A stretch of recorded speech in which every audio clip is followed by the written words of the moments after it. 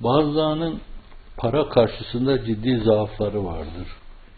Bunlar hacca gidebilirler böyle. 5 vakit namazlarını da kılabilirler. Fakat onlara birkaç bin, ben de kendi dünyamdan konuşuyorum. Ne bini ya? Milyon. Efendim, 1-2 milyon dolar veya euro veya pound. Pound da var değil mi?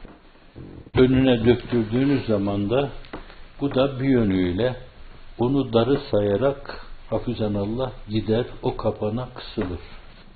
Ehli dünya bilir. Kimi ne türlü darıyla kapana kıstırmaya muvaffak olacağını, o mevzuda başarılı olacağını çok iyi bilir. Birilerine karşı onu kullanır. Öyle bir darı atar, bu hemliye çağırır. Birilerine karşı getirir dolarları, dinarları, poundları, euroları döker. Bakar ki milyon darıya gelmiyor. 2 milyon döker, 3 milyon döker, 5 milyon döker. Bir arkadaşımız ifade ettiği gibi bana 10 tane villa teklif ettiler, kabul etmedim. Satılmamış orada demek. Kıtmir'in bir mülazası var. İnsanların pek çoğu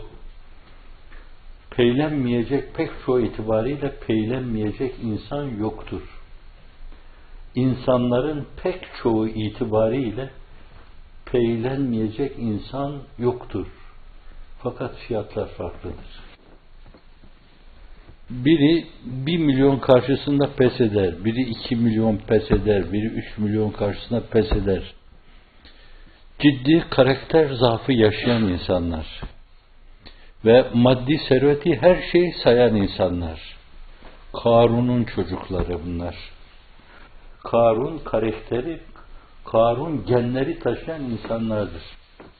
Para karşısında başları döner, bakışları bulanır ve söyleyecek söz bulamazlar, pes ederler. Teslimdir, kollarını kaldırırlar.